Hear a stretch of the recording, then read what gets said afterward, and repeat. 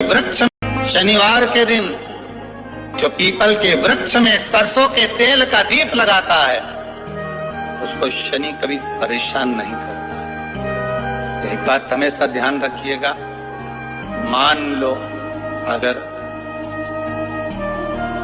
कोई भारी रोग ऐसा शनि महाराज के कारण हो गया हो, अच्छे काम करते करते उल्टे हो रहे हैं, होते किसी किसी के साथ में विपरीत परिस्थितियां आ जाती है, अच्छा करने जाओ बुरा हो जाता है,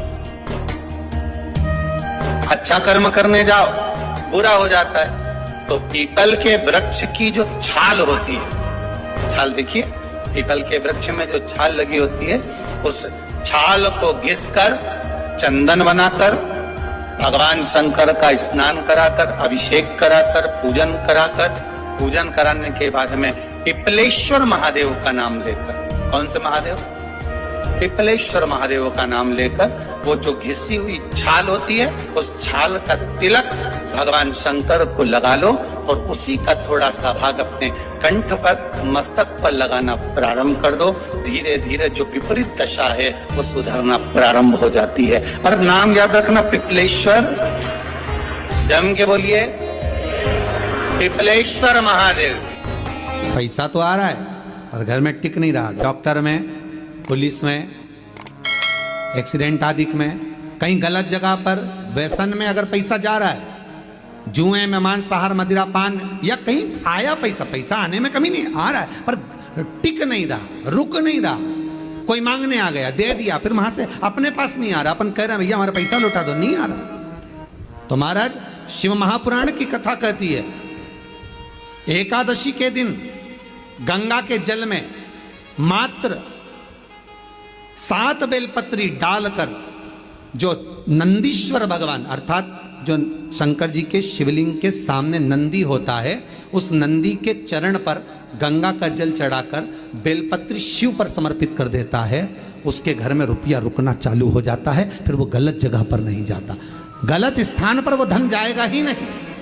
जब किसी विशेष परिस्थिति में फंस जाओ, जब आपको लगे कि ऐसी विषम परिस्थिति में हम फंसे हुए हैं, भगवान कोई रास्ता निकालिए, तो एक काम करना, 5 बेलपत्र लेना। अगर कोई विषम परिस्थिति में फंसे हो, निर्णय नहीं मिल रहा, मंजिल तक नहीं पहुंच पा रहा और ऐसा लग रहा है कि हमारा ये कार्य होना चाहिए, पर किस निर्णय पर जाऊं?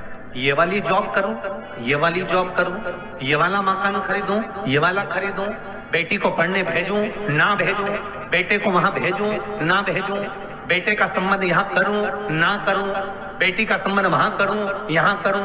जब कहीं विषम परिस्थिति में फंस जाओ, कोई निर्णय नहीं निकल रहा हो, कोई निर्णय तक आप नहीं पहुंच पा रहे हो, तो 5 बेलपत्री और 5 बेलपत्री की जो नीचे की जो डूंठ होती है, यहाँ का जो भाग होता है, जो डंडी होती है, इस डंडी पर इत्र लगाओ, 5 डंडी पर, जितने भी 5 बेलपत्री की 5 डंडी पर इत्र लगाकर एक बेलपत्र, बेलपत्री के वृक्ष के नीचे भगवान शंकर की पंचायत का नाम लेकर गणेश, विष्णु, शिव, दुर्गा, सूर्य, इनका स्मरण कर अपना हाथ उस बेलपत्र पर रखकर भगवान से प्रार्थना करो कि अब मेरा निर्णय आपको सौंप दिया गया है, आपको जो निर्णय करना है 24 घंटे के अंदर मेरे हृदय से वो निर्णय आप करा देना और सत्मार्ग पर पहुंचा देना। जब कोई परिवार में निर्णय नहीं हो पा रहा हो, कोई विषम परिस्थिति में फंस गए हो, निर्णय होना जरूरी है।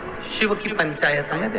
एक बहुत सुंदर बात कहेंगे कि शिव पंचायत के अंतर्गत अगर शरीर में रोग भारी हो गया, बहुत तकलीफ है, शरीर में कष्ट है, बड़ा भारी रोग हो गया है, बहुत तकलीफ में अगर शरीर चल रहा है, तो निवेदन करूंगा आप प्रयास करिएगा, अबीर गुलाल आती बाजार में मिलती, अबीर गुलाल शिव जी पे अभिषेक जब शंकर भगवान का होता है, शिव जी का जब अभिषेक होता है, तो जो कर्मकांडी ब्राह्मण होते हैं, विद्वत जन ब्राह्मण होते हैं, वो आपसे कहते हैं अबीर चलाइए, गुलाल चढ़ाइए।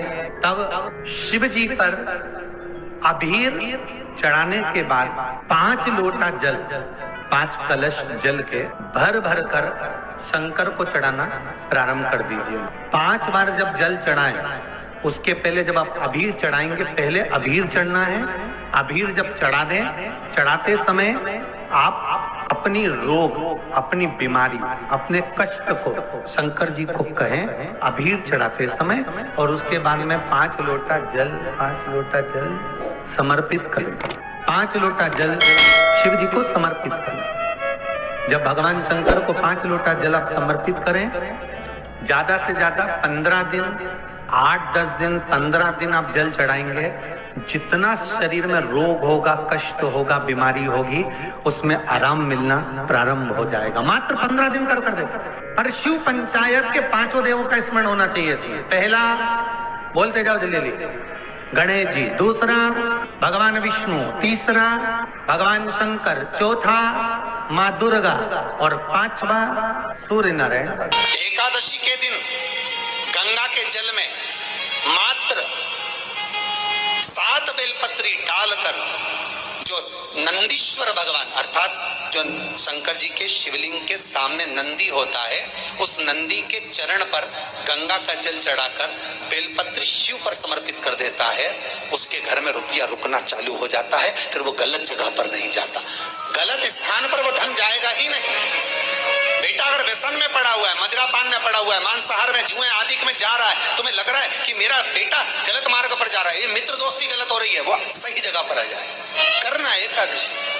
कई लोग इसको धन के लिए भी करते हैं, संपदा के लिए। संपदा के लिए अर्थात जिसका व्यापार नहीं चलता, जिसके घर में पैसा नहीं आता, या नौकरी नहीं लग रही, या सर्विस नहीं लग रही, आप अप्लाई कर रहे हो, जगह जगह जाकर इंटरव्यू भी दे रहे हो और पैसा नहीं आता, तो उसके लिए भी प्रयास किया जाता है। पर उसके लिए यहाँ पर जो धन के लिए करते हैं, उसके लिए विष्णुपदी के लिए करते हैं। मतलब जैसे गंगा के जल में तुलसी के 11 पत्ते डाले जाते हैं, और उसको किसी भी नारायण के मंदिर में, राम कृष्ण शिव, शंकर नहीं, राम कृष्ण भगवान विष्णु, दत्त आदि जितने नारायण के मंदिर हैं, उस मंदिर में किसी भी पात्र में, एक छोटे से पात्र में उसको भरकर रखी आते हैं महाराज। उससे भी जॉब, सर्विस, नौकरी में सफलता प्राप्त हो जाती है। परंतु वो भी एकादशी को ही होता है। कुछ देर तक पात्र को रखा जाता है, फिर वही पात्र का जल किसी भी वृक्ष के नीचे डाल दिया जाता है, उससे भी नौकरी के लिए फायदा मिलता है। गंगा का जल कोई साधारण नहीं। आपको लगे कि आपके घर में शांति बिल्कुल नहीं है, क्लेश बहुत ज्यादा तकलीफ,